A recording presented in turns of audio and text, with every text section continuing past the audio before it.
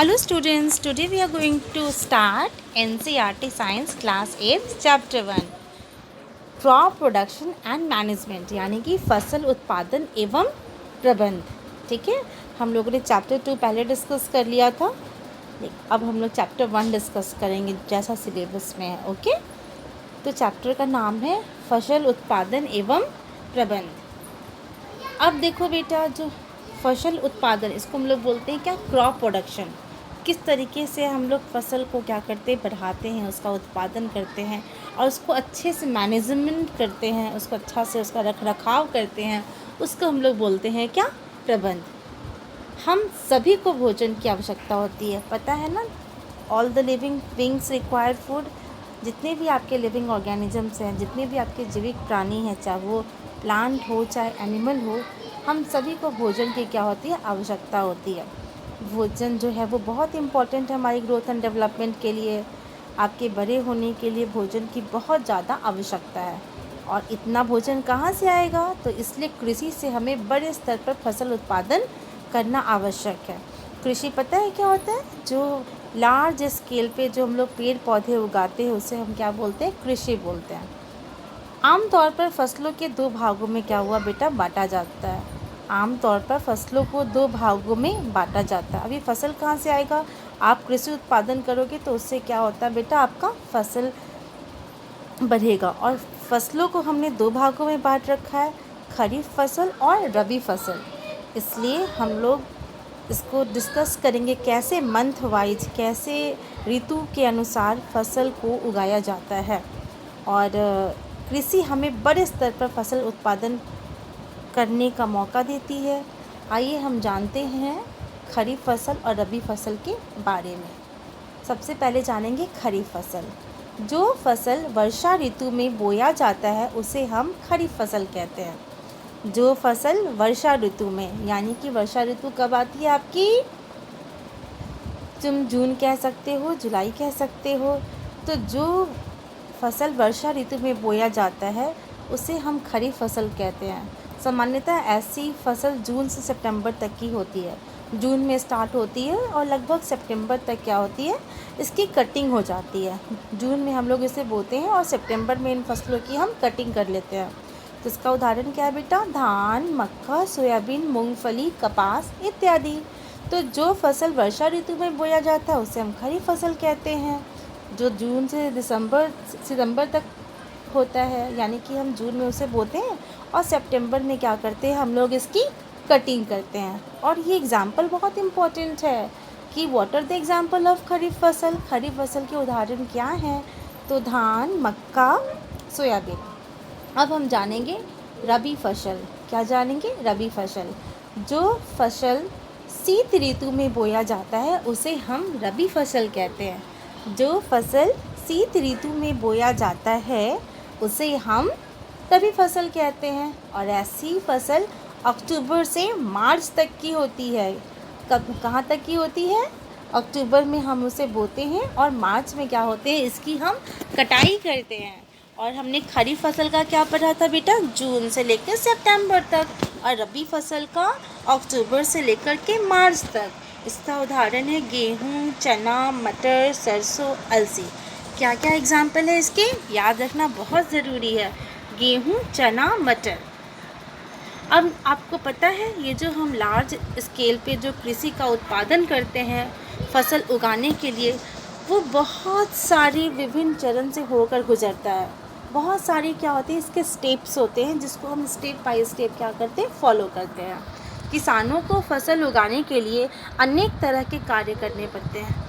आपको पता है ना, आपने देखा होगा अपने घर के आसपास खेतों में किसान जो फसल उगाते हैं वो अनेक तरह के कार्य करते हैं। जैसे सबसे पहले हम क्या करेंगे, सबसे पहले हम मिट्टी तैयार करेंगे। क्या करेंगे बेटा, मिट्टी तैयार करेंगे। आपने आसपास भी देख रखा होगा, आप अपने घर के गमलों में भी आप करते होगे ऐसे। सबसे पहले गमले की मिट्टी तैयारी करते होगे, उसके बाद हम जो भी फसल उगाना चाहते हैं हम उसकी बुआई करते हैं। और जब वो फसल क्या होता है, उसके अंदर बुआई करने के बाद उसका प्रॉपर ग्रोथ एंड डेवलपमेंट हो, उसके लिए हम लोग क्या करते हैं, खाद और उर्वरक देते हैं। क्या करते हैं बेटा, खाद और उर्वरक देते हैं। और खाद उर्वरक जब देते तो साथ साथ क्या करते हैं, पानी भी डालते रहते हैं। और ये जो हम साथ साथ पानी डालते रहते हैं, हम उसे क्या बोलते हैं, सिंचाई बोलते हैं। क्या बोलते हैं बेटा, सिंचाई। ओके, तो सबसे पहले हम मिट्टी तैयार करेंगे, फिर हम उसमें बुआई करेंगे, फिर हम खाद और उर्वरक डालेंगे, फिर सिंचाई करेंगे। और जब ये प्लांट ग्रो करता है तो उसके साथ साथ कुछ अनवांटेड प्लांट्स भी क्या करते हैं, ग्रो कर जाते हैं। तो उसे हम बोलते हैं खरपतवार।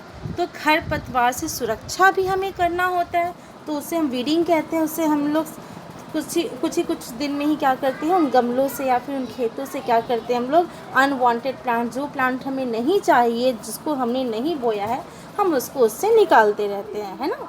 तो अब उसके बाद हमारा प्लांट क्या हो जाएगा बेटा, बड़ा हो जाएगा। तो हम क्या करेंगे, कटाई करेंगे उसकी।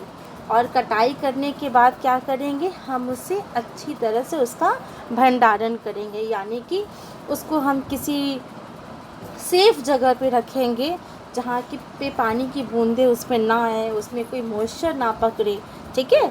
तो किसानों को फसल उगाने के लिए अनेक तरह के कार्य करने पड़ते हैं, जैसे मिट्टी तैयार करना, बुआई, खाद एवं उर्वरक देना, सिंचाई करना, खरपतवार से सुरक्षा देना और कटाई करना, है ना। और अब देखो, अब हम जानेंगे मिट्टी हम कैसे तैयार करते हैं। अब हम जानेंगे बेटा मिट्टी हम कैसे तैयार करते हैं। क्या तुमने कभी मिट्टी तैयार किया है? मुझे पता है तुम सब ने किया है, अपने घर के गमलों में किया होगा, है ना। जब आप अपने गमलों में कुछ प्लांट्स वगैरह उगाते हो तो क्या करते हो, गमले में मिट्टी भरते हो ना, तो उसे कहते हैं मिट्टी तैयार करना। फसल उगाने से पहले मिट्टी तैयार किया जाता है। मिट्टी को हम लोग लूजनिंग करते हैं हाथों से या फिर खुद छोटे छोटे जो इक्विपमेंट्स होते हैं उससे। पर खेतों में कैसे करते हैं, हल चलाकर मिट्टी को उलटने पलटने एवं पोला करने की प्रक्रिया जुताई कहलाती है। हल चलाकर मिट्टी को उलटने पलटने एवं पोला करने की प्रक्रिया जुताई कहलाती है, जिसको हम लोग प्लॉइंग भी कहते हैं। ऐसा करने से मिट्टी ढीली हो जाती है, जिससे पौधों की जड़ आसानी से गहराई तक जा सकती है। आप लूजनिंग करोगे तो मिट्टी आपस में क्या होगा बेटा, लूज़ करेगा, वो पानी ज़्यादा अच्छे से ऑब्जर्व करेगा। और जब आप उसमें बुआई करोगे तो पौधे के जड़ों तक आसानी से मिट्टी भी रहेगी, पानी भी रहेगा और जड़ क्या होगा, बिल्कुल अंदर तक जाएगा। ओके। अब पोली मिट्टी में केंचुओं और सूक्ष्म जीवों की वृद्धि आसानी से हो सकती है। आपको पता है ना, मिट्टी अगर लूज होगा तो उसके अंदर अर्थवॉर्म, केंचुए और कुछ माइक्रो ऑर्गेनिजम्स, सूक्ष्म जीव की वृद्धि आसानी से हो सकती है। आपको पता है, अच्छी बात। आप गमले में भी देख लो, आपकी मिट्टी लूज़ होगी तो आप आसानी से कुछ भी उसके अंदर फर्टिलाइज़र ऐड करोगे तो प्लांट्स के रूट्स तक वो पहुंच सकता है। और तुमने केंचुए देखे हैं, देखा होगा, गांव में देखा होगा, खेतों में देखा होगा। तो केंचुए और सूक्ष्म जीव फसलों को फ़ायदा पहुंचाते हैं, इसलिए ये किसान के मित्र कहलाते हैं, ये फार्मर्स फ्रेंड कहलाते हैं। तो फार्मर फ्रेंड्स, किसानों के मित्र हम किसे बोलेंगे, हम बोलेंगे केंचुए को। किसको बोलेंगे, केंचुए। मिट्टी तैयार हेतु प्रमुख कृषि औजार है हल, कुदाली और कल्टीवेटर। मिट्टी तैयार हेतु प्रमुख कृषि औजार है हल, कुदाली और कल्टीवेटर। आज के लिए मैं इतना ही वीडियो रखूँगी। जो कुछ भी मैंने अभी आपको दिखाया आप उसे अच्छे से नोट डाउन करना, अपनी फ़ोन में पॉज बटन दबा करके जो कुछ भी यहाँ पे टेक्स्ट लिखा हुआ है उसे आप अच्छे से अपनी कॉपी में उतारोगे और उसे याद करोगे। ओके। तो हम लोग आज पढ़े हैं मिट्टी के तैयार करना तक। ओके। कल हम लोग इसके आगे के टॉपिक को डिस्कस करेंगे। ओके, ठीक है। ओके बेटा, ठीक है। रेखा मैम अब जा रही है, कल हम लोग मिलते हैं। Okay, bye bye.